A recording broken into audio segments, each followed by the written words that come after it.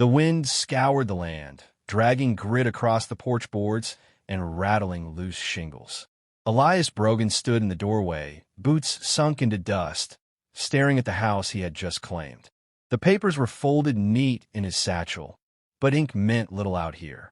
The land itself was older than promises, older than law, and it seemed to study him with the same suspicion as the circling buzzards above. A hinge groaned. The front door creaked back against his hand, revealing a dark hallway where sunlight had long since stopped daring to enter. He stepped in, floorboards crying beneath his weight. The air was stale, a mixture of old ash, dry timber, and the faint iron tang of something buried in the walls. He set his satchel down. The silence pressed harder. Outside, a crow barked once, then the yard went still as though even birds dared not linger. Elias loosened his collar. He'd crossed half a continent for quiet, but quiet like this, it carried teeth. From a barn came a thud, not the sound of settling wood, not the groan of rafters. A deliberate sound, heavy as an anvil dropped to earth. Elias froze, hand brushing the worn butt of the revolver at his side. Another thud, then a scrape. He moved toward the sound, boots crunching on dry grass. The barn door was crooked on its hinges, charred black at one edge where fire had once licked it. He put his palm to the wood and pushed. The hinges wailed, the gap widening just enough for the last light of dusk to spill through. A shadow shifted inside. "Evening, stranger." The voice rolled out deep, thick as canyon stone. Elias stiffened. He knew then the land wasn't empty. From the dark stepped a figure, a woman, broad-shouldered, tall enough that her head nearly brushed the rafters. She carried an axe in one hand, blade catching the dim light, her scarred cheek unmoving as her eyes fixed on him. Behind her, two more emerged, one with arms like coiled rope, hands scarred and strong, her braids swinging heavy as a whip. The other younger, but taller still, her gaze sharp as a hawk's. They moved without fear, without hurry, as though his arrival had been expected all along. Elias's grip stayed near his revolver, but he didn't draw. Their silence weighed heavier than any bullet. The eldest stopped a pace from him. The barn smelled of smoke and iron, of earth freshly turned. She leaned on her axe like it was nothing more than a walking stick. "You bought yourself a farm," she said. "Not a question." Elias swallowed. "Paper says it's mine." She smiled, slow and humorless. "Paper don't mean much out here."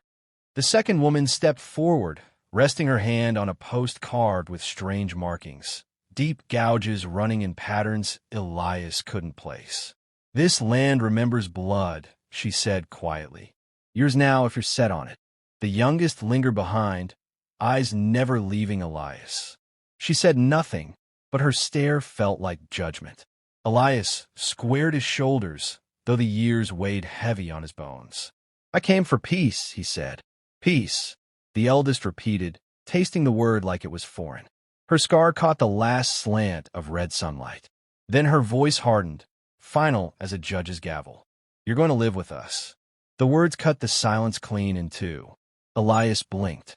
The barn shadows stretched longer, swallowing what little light remained. He thought of turning, thought of walking back to the trail and leaving the satchel behind, but something in their stance told him there was no leaving. Not now. The middle woman lifted her chin toward the house. "You'll take your meals with us. You'll work the land as we do. The farm don't abide strangers long." Elias's fingers curled at his sides. He studied them. These three giants carved of grit and sorrow. He saw the marks of fight in their scars, the hardness of survival in their shoulders, the weight of loss in their eyes. They weren't here by chance. "What if I say no?" he asked. The eldest leaned closer, voice dropping low. "Then you best saddle up quick, old man, 'cause no man who turned his back on this ground ever left with breath in his chest." A hawk shrieked above the barn.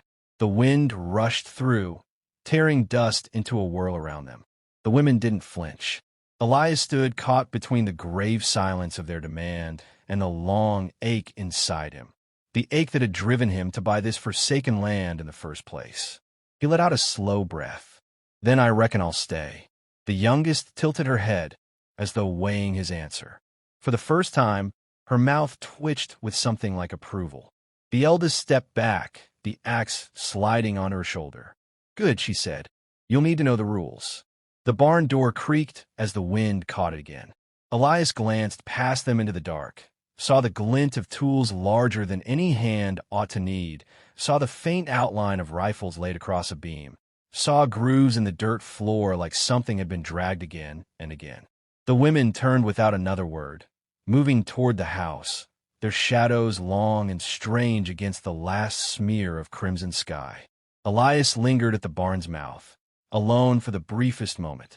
The land stretched empty and endless before him, but his bones knew the truth. This place wasn't empty at all. It was watching, waiting. He closed his hand over the satchel, feeling the crinkle of the deed inside, and followed them into the gathering dark. The farm had taken him in. Whether as master or prisoner, he could not yet tell. The hammer cracked against the post, sparks of iron flashing in the dusk. Naomi swung again, shoulders rippling, driving the nail deep into the wood. The board shuddered into place across the windows, sealing the house against whatever might ride the night. Elias held the plank steady. His palms burned with splinters, his shirt clung to him with sweat. The air was thick with sawdust and heat, and though his body groaned, he matched her pace without complaint. From the field came Ruth's whistle, sharp as a hawk's cry. Elias turned his head. The girl strode through the dry grass with a bucket in each hand, her long stride making light of the weight. Behind her, the horizon glowed faintly orange. Smoke! Elias straightened. That fire near? Ruth set the buckets down with a heavy thud. Close enough, she said flatly. Her eyes never left the line of hills. Judith appeared from the barn, rifle slung over one shoulder, her scar carved deep by shadow. "It ain't the kind that spreads," she said. Her tone was calm, but her eyes were sharp. "It's the kind men set to send a message." Naomi's hammer fell silent. Elias felt the boards press colder against his palms. The wind shifted, carrying with it the faint sound of hooves. Not steady, circling, weaving through the dry gullies just beyond sight. Elias's ears sharpened. He counted the beats. 3 riders, maybe 4, their rhythm practiced to keep from being tracked. Judith caught him listening. "You hear it too?" He nodded once. "Best you know now," she said, walking closer, the rifle easy in her hands. "McGraw's men don't scare easy. They've been watching this place longer than you've been holding that deed." Elias bent to lift another board. His fingers worked steady, but his chest tightened. "And you 3 been holding them off?" Naomi drove the hammer again, the strike echoing like a drumbeat. "We've been doing more than that." Ruth knelt by the buckets, dipping her ragged scarf into the water, wringing it out slow. She glanced up, her gaze cutting sharp through the dim. "We've been waiting." The silence that followed was heavy. Elias felt the weight of it pressing, same as the heat of the boards against the house. Night fell hard, without the slow grace of twilight. The stars burned cold overhead, the moon sharp as a blade. The 3 women moved through the farm with practiced rhythm. Naomi stacking tools, Judith setting lanterns at the corners, Ruth patrolling the fence with a dogged pace.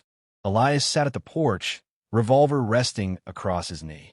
The boards creaked under his weight. The land stretched out before him, wide and merciless, shadows deepening in the gullies. He could hear the coyotes, their calls twisting with the faint echo of distant hoofbeats. Judith joined him, her steps quiet despite her size. She lowered herself onto the rail, rifle across her lap. For a time, they said nothing. Only the cicadas filled the dark. "You don't walk like a farmer," she said at last. Elias's jaw tightened. "Don't mean I can't learn." She studied him through the corner of her eye. "No, it means you already know other things. Things that don't come from plowing soil." He met her stare. The scar on her face caught the lantern glow, a line of memory carved in flesh. For a heartbeat, he thought to speak of battlefields, of smoke and mud, of the weight of a rifle, but the words stuck. Instead, he looked back at the horizon. The hoofbeats had gone quiet. Too quiet. Ruth appeared at the edge of the yard, her voice low but steady. "They're out there, watching." Naomi's figure loomed in the doorway. her hammer now traded for a long-handled axe. "Let him watch," she said, resting it against her shoulder. "Ain't the first time, won't be the last." Judith rose. "Get some rest, Elias. Tomorrow brings worse." But sleep never came easy. Inside the house, Elias lay on the cot, staring at the ceiling beams. They were carved, he saw now, with symbols. Circles, crosses, lines running like rivers. Not decoration, not art. Marks left by desperate hands. Marks meant to hold something at bay. He shut his eyes. The silence pressed harder than the heat. Then came the sound, a faint scrape outside, like steel against stone. He rose, revolver already in hand. The porch boards groaned under his step. The yard lay silver under the moon, still as a painting. Then he saw it, the barn door. Someone had carved a fresh mark into it. A circle burned into the wood, black edges still smoking. He moved closer, gun steady. But the yard was empty. No riders. No hoof prints. Just the brand seared into the barn, the smell of ash thick in the air. A hand fell heavy on his shoulder. Elias spun, gun half raised. Naomi stood behind him, eyes like stone, her axe glinting. She didn't flinch at the barrel aimed her way. "Easy," she said. Her voice carried no fear, only command. "It's their sign. They've been leaving it for months." Elias lowered the gun, though his breath came sharp. "Why?" Naomi stepped past him, palm brushing the blackened circle. Her shoulders tensed. "To remind us the land ain't ours to keep. To remind us they're coming." From the house, Ruth's voice carried. "And now they'll come sooner. The old man's here." Elias felt their eyes on him. Three giants forged by loss, watching as though he'd been thrown into their story without a choice. He looked at the seared mark, at the black edges still glowing faint. The wind stirred, whispering across the fields, carrying the smell of smoke and blood. And in the dark, Elias knew. The farm was no longer just a place to live.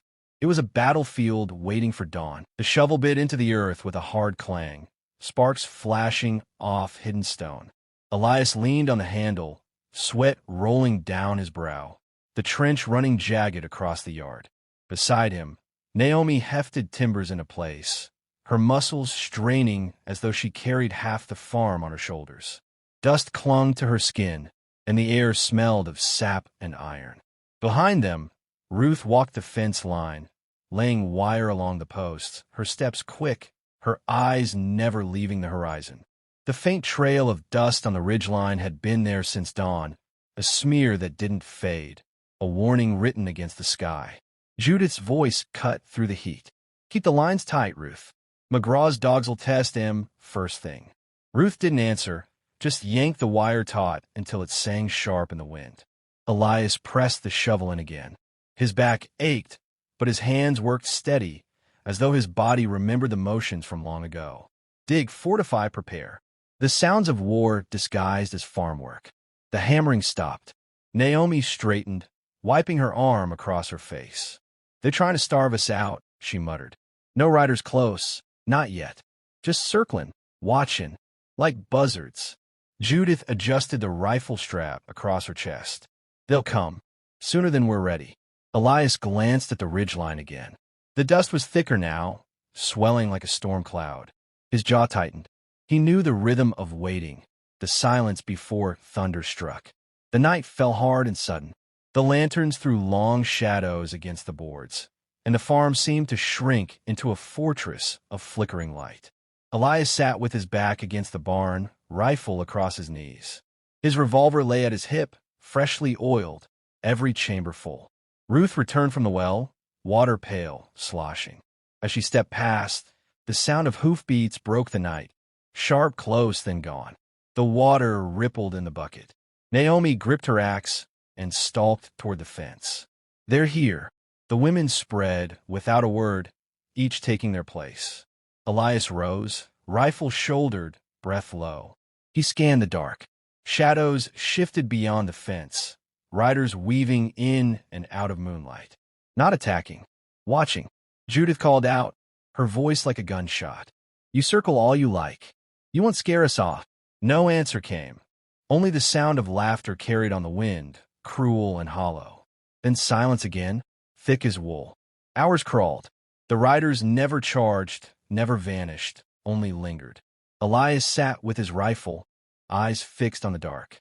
His bones ached, his chest heavy, but he did not falter. He could feel Judith's gaze on him, studying how he held the weapon, how still he kept. "You done this before," she said quietly. Elias didn't look at her. "A long time ago." Her scar caught the lantern glow as she nodded. "Then you know what's coming." He said nothing, but his silence was answer enough. By dawn, the riders were gone, leaving only churned dust and the smell of smoke. Ruth found the carcass of a steer at the fence line, throat cut, hide branded with McGraw's mark. She stood over it, fist tight, eyes burning. "They want us rattled," she said. Naomi spat in the dirt. "Then they'll be disappointed." Elias knelt by the carcass.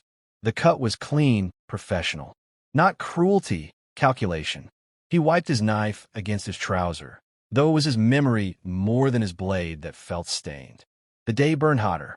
They worked without pause, fortifying, repairing, watching the ridges. Elias joined in every task, his movements too precise, too seasoned to belong to a mere surveyor. He set traps at the fence line, adjusted firing lines, tested sight lines from a porch. His hands betrayed a history his mouth kept silent. That night, they gathered at the fire. The sky above stretched endless, stars sharp as nails. The flames painted their faces in red and shadow. Naomi leaned on her axe. Ruth sat cross-legged, her gaze fixed on the fire. Judith cradled her rifle like an old friend. Elias sat apart, but the silence pushed him forward. He cleared his throat, the words heavy as stones. "I've fought before," he said, "not just on battlefields, but in places where maps failed and men vanished in the dark. I've scouted behind lines, waited weeks without fire or food, killed men I never saw clear until they fell. I came here to bury that. Thought I'd earn my rest." The fire popped. No one moved. Elias's voice dropped low. "But it don't bury easy. It waits. Same as McGraw waits out there." Ruth's eyes met his, sharp and unyielding. "So you'll fight?" Elias stared into the flames. "I'll do what needs doing." Judith nodded once, slow. "Good. 'Cause they'll be here soon. And when they come, they won't stop till the ground drinks deep." As if her words summoned it, the distant sound of a horn rose across the night, mournful and low. The women stiffened. Elias's hand went to his rifle. From a ridge, torches flared to life, dozens of them, weaving a serpent of fire across the hills. McGraw's men had come into full view at last, their numbers black against the flame. The horn blew again, the sound rolling across the land like thunder. Judith stood, rifle in hand. Naomi hefted her axe.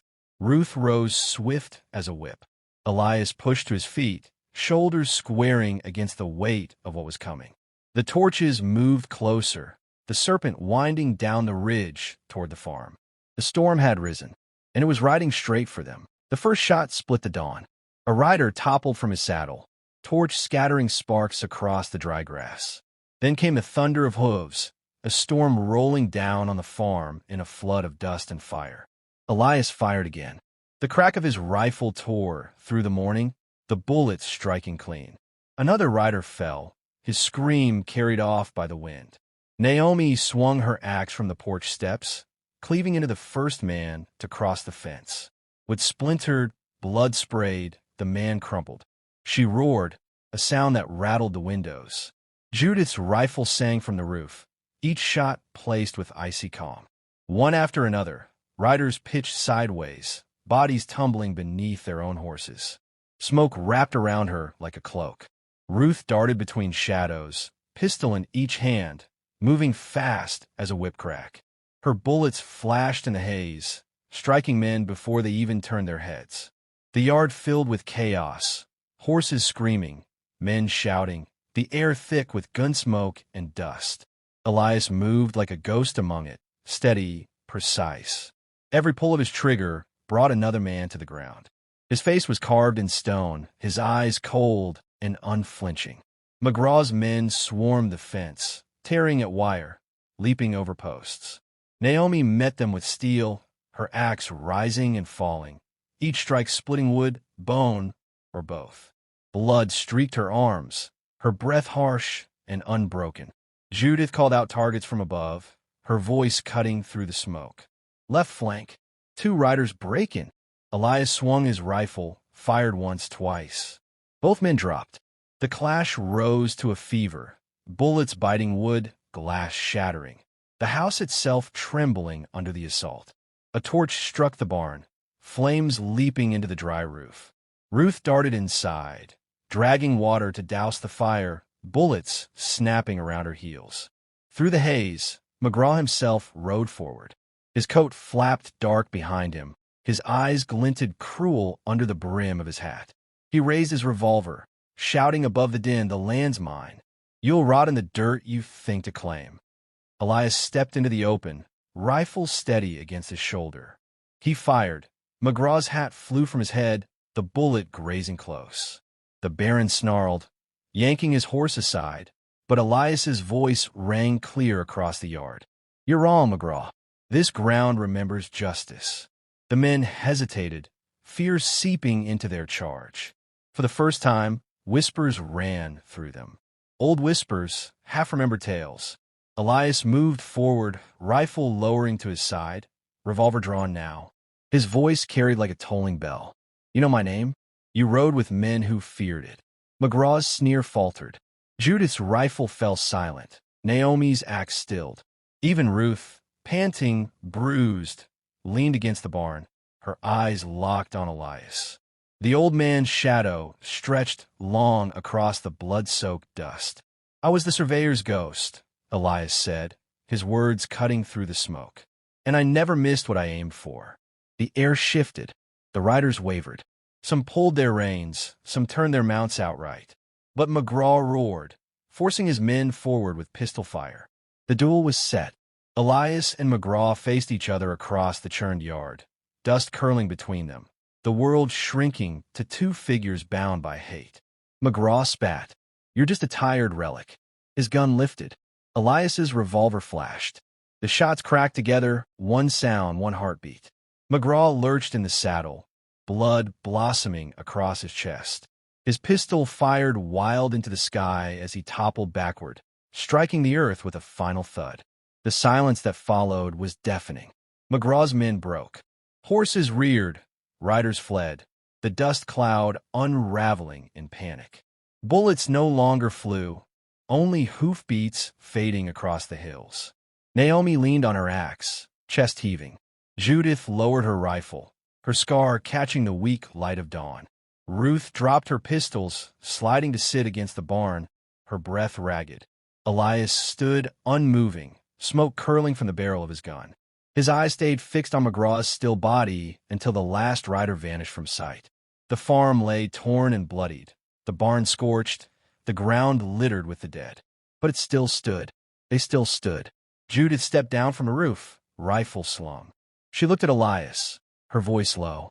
So the stories were true. Elias holstered his revolver. His shoulders sagged, years pressing heavy again now that the storm had passed. Stories are all that's left in the end. Naomi laid a hand on his arm, her grip strong but steady. Ruth lifted her eyes to him, the firelight of respect in them at last.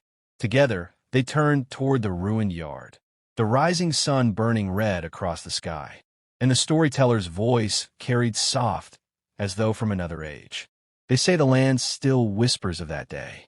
How 3 giant women and 1 gray-haired ghost held their ground when all the world sought to take it. How justice was carved in blood and dust, and how the farm, scarred but unbroken, became more than a place to live. It became legend.